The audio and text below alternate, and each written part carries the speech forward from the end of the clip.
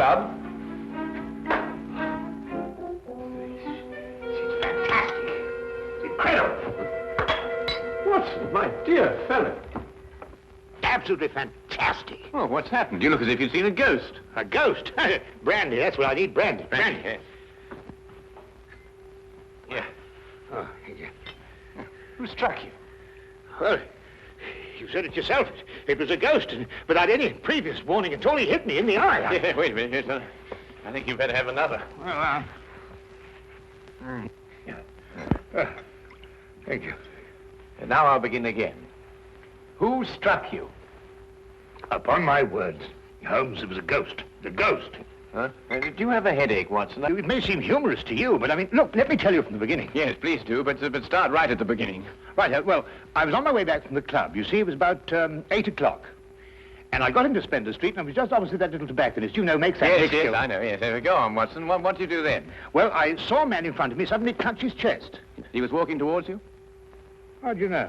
Well, I mean, you said he staggered and clutched his chest. You must have been, Yeah, that's logical. Anyway, yes, well, anyway, I rushed up to him to help him, you see, and he's still able to mumble something about, he had a heart, and he lived in 19 Hooper Street, and would I help him get there? There were no other pedestrians?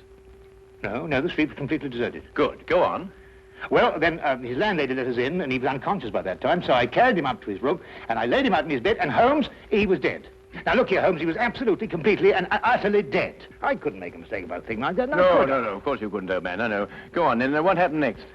Well, then I told the landlady rather said to me that she'd called the authorities, you see, and I left my name with her just in case, you know, they'd want me. And then, well, I thought it'd be rather more delicate if I left, you see. I mean, he must have relations. Yes, it's quite right, Watson. The most delicate situation. Yeah. What was the man's name? Higgins. Albert Higgins. Uh-huh, I see. And what did you do after you left the house? Well, you see, it had been a bit of an effort, you know, carrying him up like that, so I got down the stairs and popped across the road into a pub and had a pint. Yeah. And then I started off back to the flat, you see. Well, I just turned the corner into Spencer Street, and there was Higgins, Albert Higgins? Yeah, just face to face with me. There he was, large as life. We stood looking at each other for a minute, then he lashed out and hit me in the eye. And then really, Holmes, he vanished. Vanished? Yes, he's into the blue. Well, he ran away? Well, the street was rather ill-lit, you know, and it took me a minute or two to pull myself together. And then I don't know whether he ran away or not, but he vanished. Well, that's most unusual. Most? Did you speak to this ghost?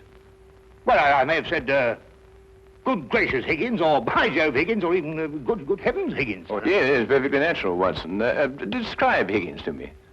Well, he's 50-ish. Sandy-haired, medium build. Well, is that all you observed? No characteristics? Well, now, really, Holmes, when I had the chance of examining him on the bed, the most obvious characteristic was he was dead. Yes, well, how was he dressed? Green tweed suit. What, just wearing a green tweed suit? He must have been wearing something more than that in this weather. Oh, no, he had a big floppy hat and a long overcoat. Ah. Oh, and something else. Yes, I did notice something else. He limped. Aha. And was he carrying a cane? No cane. Well, is there anything else, Watson? Think hard. Oh, yes, I remember something now. What? Yes, the second time I saw him, he was carrying a package. But the first time, he didn't have one. Now this is curious. Very curious. Where are you going, Holmes? Not me. We. I'm in no condition to leave the house. And a morsel of raw beef will immeasurably improve your appearance. And then what? Then we shall do our best to track down the belligerent ghost of Albert Higgins. Fascinating idea, don't you think? Well, the whole thing's been most unnerving, you know. I mean, it knocks the wind out of the chap, yes. Oh, really, no one.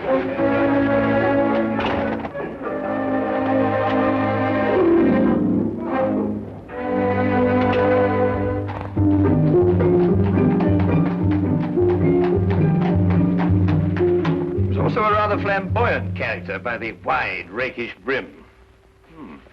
I see he was an artist, too. He hasn't painted very much recently. Notice the specks of paint underneath the brim here. And not house paint, but canvas oils. Here, what's this? How are you, Jensen? What are you doing in poor Albert's room? Oh, good evening, Mrs. Blake. You remember me, Dr. Watson? You're the bloke who brought poor Albert in. Yes. Who's your gentleman friend? This is Mr. Sherlock Holmes. Mrs. Maggie Blake, the landlady. Pleased to meet you, I'm sure, Mr. Holmes. Oh, poor old Albert. He was proper fond of life, Albert was. He wouldn't have popped off if he'd had his way. Oh, few of us would, madam. I was around to the local having me good-night pint. And grieving for poor old Albert. He would have wanted a proper send-off, with a pint of mild and bitter, Albert would. No doubt he would, madam. The body, I see, has been removed by the authorities. Oh, poor old Albert on a slab. Oh. Oh, dear, dear. Have you notified his next of kin, Mrs. Blake? No, he had none. He was all alone. Oh, I see. Where was Mr. Higgins employed, madam? At the Pembroke Museum, right around the corner in Spender Street. It's a picture museum. Albert was a day watchman. A day watchman, you say? Well, what were his working hours? 9 in the morning till 9 in the evening. Punctual as a clock, Albert was. Never late a minute. Poor Albert. He always came back from the museum, then, at a few minutes after 9 every evening. Aye, to make his supper. He was a proper good cook, Albert was. Excuse my saying so, madam, but aren't you mistaken? Surely it's a little after 8 when Mr. Higgins finished work? Because it was only a little after 8 when I picked him up this evening and brought him here. Oh, no, Doctor. It was just after 9. I marked the time because I was waiting for Albert to come back. He'd asked me to get him a cut of beef. He always came back just after 9. He'll never eat that beef now. Poor Albert won't. He'll hit you in the eye. Hmm? Oh, no. I just bumped into a door. Oh, you shouldn't get familiar with the door, if you know what I mean. Well, really, madam. Yes, I think we've found out all we can for the time being, Watson. Thank you, madam. We shan't intrude on your grief any further.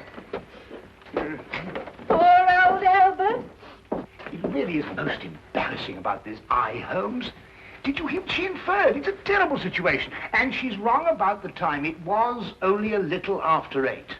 And it's only a few minutes' walk to Spender Street. Yes. Time is a curious dimension, Watson.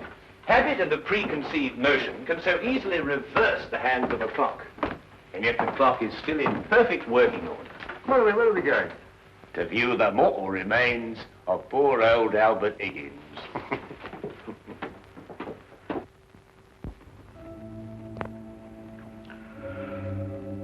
Well, there he is, Mr. Holmes. Nice and peaceful, I gave. Poor chap. See anything, Holmes? Nothing that I haven't already deduced, except that I drew an erroneous conclusion from his hat. He has painted recently, but indoors with his hat off. There are still traces of paint, quite fresh under his fingernails. What does that mean? I haven't the faintest idea. Well, you gents aren't the only ones interested in this dearly departed. Inspector Lestrade of Scotland Yard's looked him over, too. Oh, indeed. Oh, he's still here if you'd like to talk to him. Well, that should be very informative for one or the other, or both of us. I can't understand it, Holmes. I'm absolutely sure this is the man who punched me. I'm positive. But also the one who had the heart attack? Yes, I'm sure of it. One and the same. Well, he's punched his last punch. Where he probably is, they're punching him. Full of holes with pitchforks. Yes, well, I think we've seen and heard enough. Would you like to take us to Inspector Lestrade now, please?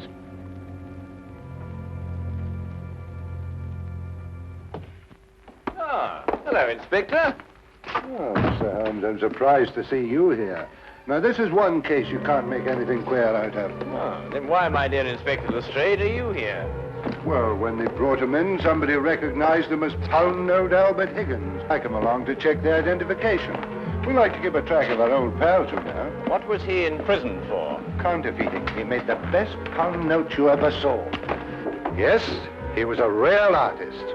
Lestrade, there's no doubt as to the cause of death, is there? Oh, sorry, Holmes. Heart failure, no foul play.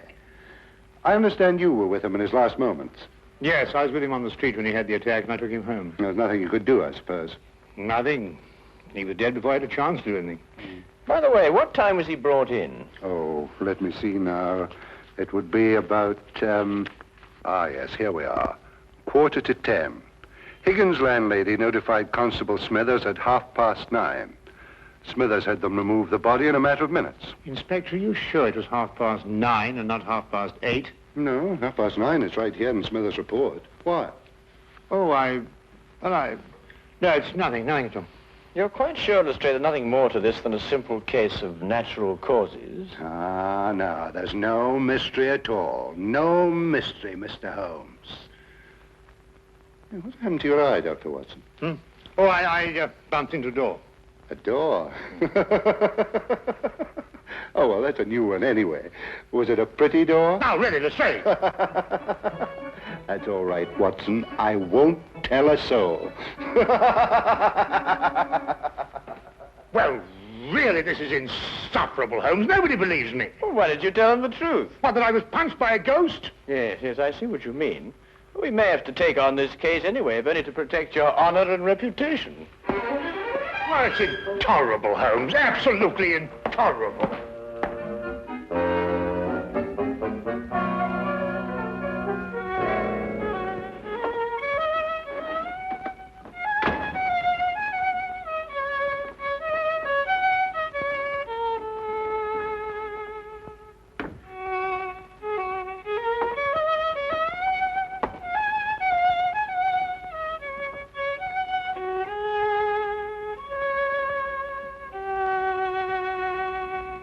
Oh, evening, Watson.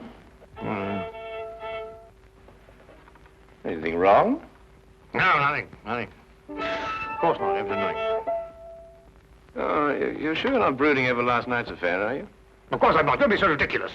Oh, come on, out with it, man. Well, No, there's nothing to come out with. I don't know what you're talking about. Oh, come on, Watson, there's something on your mind. Well, Gosh, you'd never believe it. Nobody'd believe it. Well? Well, I met Albert Higgins in Spender Street again, tonight. And he punched you again? He pulled my nose! Really? Very, very interesting, Watson.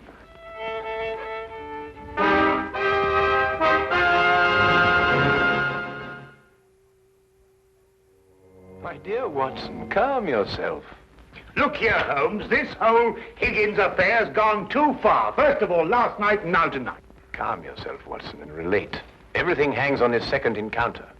Well, it occurred just as it had last night. I was on my way back from the club and I'd reached Spender Street.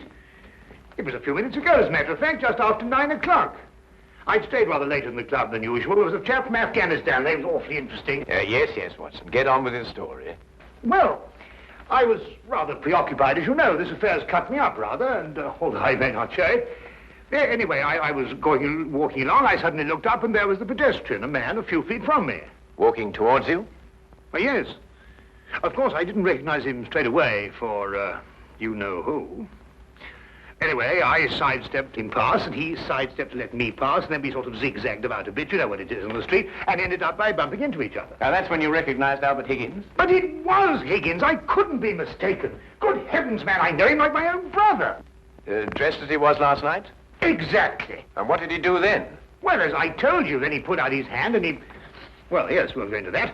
And then he was gone, vanished. Capital, Watson, capital. Everything begins to fall into place. Now, there's one more question. Was he carrying a package? Well, yes, he was, just like last time. I say, Holmes, do you believe, What? Supernatural? Ghosts, do you mean? It sounds silly, I know, but Higgins did die of a heart attack. There was no foul play. No foul play? Why, the whole affair reeks of foul play. I can tell you, Watson, I haven't been idle today. Do you know that the Pembroke Museum is showing a collection of paintings on loan from the Italian government, and that included amongst those paintings is Leonardo da Vinci's Moonlight Madonna? Well, I did read something about it in the paper. What's that got to do with Albert Higgins? Well, we must now pay a visit to the good inspector and inform him that if the ghost of Albert Higgins hadn't struck you in the eye... And pulled my nose. And pulled your nose, I would never have suspected the Moonlight Madonna would be stolen from the museum. What? Well, it's quite obvious, isn't it? Well, of course. I see. Oh, thank you. Well, we'll soon know, Mr. Holmes. But if the picture's still hanging in its place and we've dragged the curator out of bed to check on it, well, false alarms like this don't exactly help the Yard's reputation, you know. And what about my reputation, Inspector? When I say a man died a little after 8, he died a little after 8 and not a little after 9. And when I say these ghosts punched me in the eye half an hour later, hang it, he punched me in the eye. Oh, we all have our off days, Dr. Watson. To err is human, as the poets say. And furthermore, if I tell you that I bumped into this chap's ghost again tonight... You didn't tell me about any second meeting. Oh, didn't I? Well, nothing. An hallucination, that's what you had, Dr. Watson. Yes, it's, psychological. That's the thing in crime today, psychology. I've been studying it, you know. You astonish me, Inspector. Oh, we're not as backwards as you think, Holmes. No, we like to keep abreast of the times. Though I don't mind admitting I don't think the psychology's got much of a future. Oh, come in. Ah, Wilkins, you saw the curator? Oh, yes, sir. I called him, Mr. Bentham, as you instructed, sir. He was quite excited when I told him this picture called the Moonlight Madonna had been stolen. And so we rushed around the corner to the museum. And? Well, sir, the picture was there, hanging in its proper place. Good night, sir.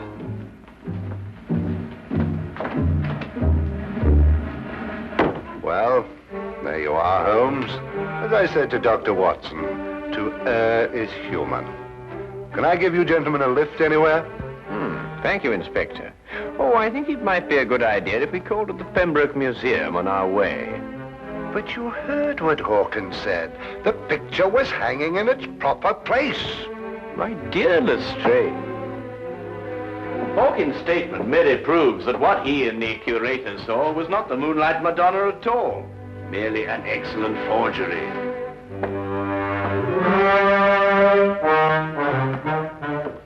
What's he talking about? Art, ghosts, my black eye, and psychology.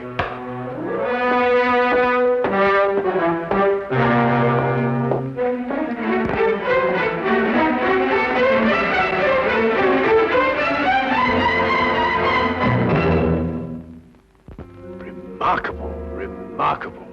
Only a microscopic examination of the brushstroke shows it any different from Da Vinci's work.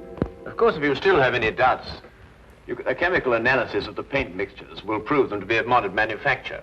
No. You've quite convinced me, Mr. Holmes. An analysis is necessary.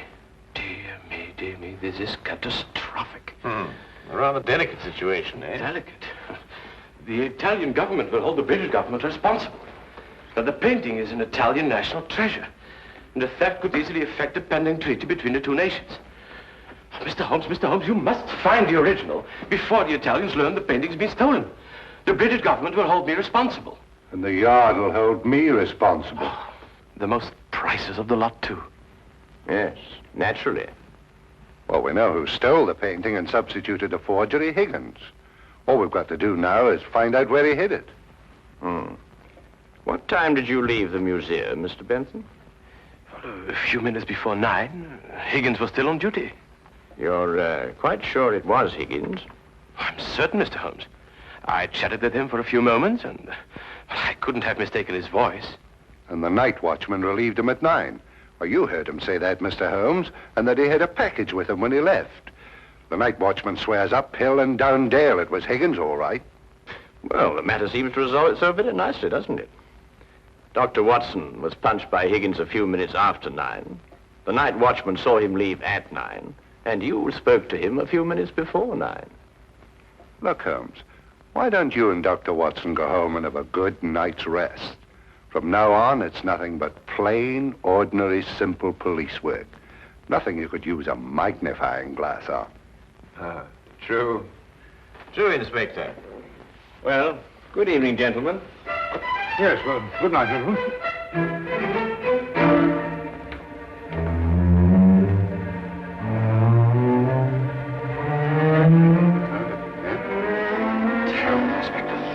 Terrible, Inspector. Terrible. What do we do now? Interesting affair, eh, Watson? Look, I don't care what anybody says. It was after 8 when Higgins punched me. Well, has it occurred to you that if Higgins didn't punch you, who had the heart attack? Well, now look here, Holmes, Oh, confound it, for all I know, it was Higgins who punched me and his ghost had the heart attack. Come on, Watson.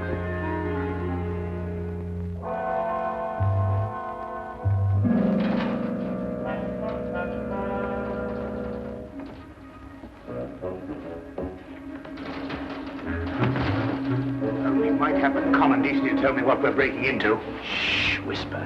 Well, I am whispering. Oh, now, quiet, Watson. Look here, we broke into the rear of the museum because if so, Holmes, really, I don't know what's going to happen to us.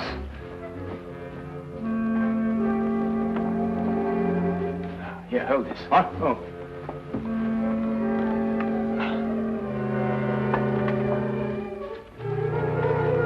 Holmes, this is sheer vandalism. Yes, well, then there must be a bit of a vandal in us all. Holmes, what are you doing? This is wanton destruction. I've never seen anything like this in my life. I forbid you to. I didn't know this side to your character, Holmes. I'm shocked. Ah, just as I thought. Look, Watson. Good heavens, the Moonlight Madonna. Yes, ingenious, isn't it? And yet, what could be simpler than to attach it to the back of an old Nubber painting? How on earth did you work that out? Well, I just asked myself where I would hide a stolen canvas. Holmes, have you gone mad? No. We're just to wait events. I don't think we should have to wait very long. Mr. Holmes? Dr. Watson? What's the meaning of this? Watson, I believe you've already met Mr. Bentham in his capacity as curator of the Pembroke Museum. Allow me to present him to you now as the picture thief. Charmed, Dr. Watson. Oh, delighted. What is this? So you discovered my little hiding place, Mr. Holmes. I'm curious. How did you know it was I and not the late lamented Higgins? Yes, I believe Dr. Watson's story from the first. If Higgins died at a little after 8, it must have been someone else who struck him a little after 9. But it was Higgins who punched me home. No, Watson. It was a limp, a wide, floppy hat, and an exceedingly long overcoat that punched you, seen in a dimly lit street. A psychological misidentification, as the good inspector would call it. The night watchman was also a victim of the same illusion. And what about the landlady? How much did you have to pay her to set back the time of death by an hour, Mr. Bentham? Oh, not much, Mr. Holmes. How did you know it was me? Dr. Watson and the night watchman both identified the 9 o'clock Higgins visually at a distance. Only you pretended to have spoken to him. This meant that either you were lying or Dr. Watson was punched in the eye by a ghost. I believe the simple explanation. You almost make me feel transparent, Mr. Holmes. To anyone who viewed the facts objectively, you were. It's a pity that one crime has to lead to another. Yes, and I think it's a great pity, Holmes, that you broke that vase. Oh, yes. But it's only an imitation. Nonsense, you can't tell me that sort of work like this is an imitation. Perhaps the pieces can be... Well done, Watson, well done. You know, Holmes, you don't have to invite him here to catch us. You put us in rather an awkward position. Oh, my dear fellow, I have sublime confidence in your ability to extricate us from any predicament in which my rashness may place us. Might I suggest that you now fetch the good inspector? Yeah, here you are. Yeah. Excuse me. I say, Holmes, Bentham punched me in the eye. Who was it tweaked my nose? Well, my dear old chap, it was absolutely imperative that I make certain that the limp, the hat, and the coat were really capable of fooling you. You? Yes, I regret to say I not only tweaked your nose, but I also pulled your leg. Oh! Why,